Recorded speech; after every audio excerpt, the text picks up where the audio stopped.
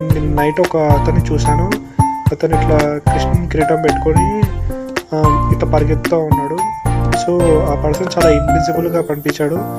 ఏదో నాకు తెలిసి అతనే దొంగ అనేసి సింధు అనే అమ్మాయి పోలీసులకు చెప్తుంది. సో ఇక అలా అలా స్టోరీ మూవ్ అవుతుంటే టైంలో సింధుజ మెల్ల హేమంత్ని కొంచెం లవ్ చేయడం స్టార్ట్ చేస్తుంది. అతను ఊరికి కొత్త, సో అతని నుంచి కొంచెం తెలుసుకోవాలని ట్రయింగ్లో అమ్మాయి అతన్ని లవ్ చేస్తుంది హిమంత్ని. సో హిమంత్ వచ్చేసి ఇక్కడ నుంచి ఫ్లాష్ బ్యాక్ మొదలవుతుంది హిమంత్ది. అయితే ఫ్లాష్ బ్యాక్లోకి వెళ్తే హిమంత్ తన ఫ్లాష్ బ్యాక్ తన ఫ్లాష్ బ్యాక్ గుర్తు తెచ్చుకుంటాడు. ఆ ఊహ ఎలా ఉంటుందంటే ఫస్ట్ 4 మెంబర్స్ ఉంటారు.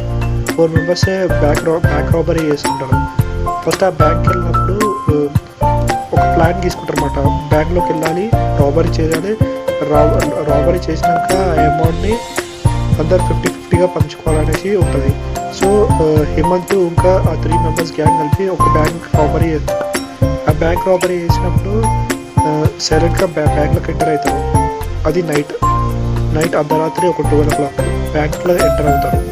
ఎంటర్ అయినాక మెల్లగా బ్యాంక్ యొక్క అన్ని సీసీటీవీని అన్ని వైర్లెన్స్ని కట్ చేసి మెల్లిగా బ్యాంకులోకి వెళ్ళి బ్యాంక్ యొక్క ఏదైతే సెక్యూరిటీ సిస్టమ్ ఉంటుందో దాన్ని వైర్స్ కట్ చేయడం కానీ, ఏదైతే డబ్బు ఉంటుందో దాన్ని దొంగిలించడం కానీ అన్నీ చేసేస్తారు.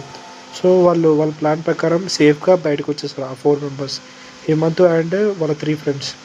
వచ్చేసినాక అందరూ 50-50 పంచుకుంటారు. పంచుకున్న అమౌంట్ని ఏం చేస్తారంటే దీంట్లో ఒక ట్విస్ట్ ఉంటుంది. ఏంటంటే ఆ 4 మెంబర్స్ ఒక అతను ఏం చేస్తాడంటే వీళ్ళిద్దరికి తెలియకుండా ఒక అతన్ని చంపేస్తాడు. చంపేసి వెళ్ళిపోతే ఆ 25% ఇట అతనికి తీసుకోవాలని ఒక మోహంతో అతను చంపేసి ఆ డబ్బుని ఇట తీసుకుని వెళ్ళిపోతాడు.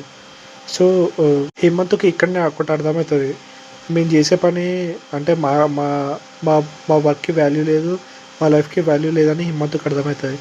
సో చనిపోయిన అతని ఫ్యామిలీని అతన్ని చూసుకొని తన దగ్గర ఉన్న 25% ఆ డబ్బుని గిట్టంగా ఆ కుటుంబానికి ఇచ్చేసి అతను ఖాళీగా ఇట్లా ఈ ఊర్లోకి ఎంటర్ అవుతాడు.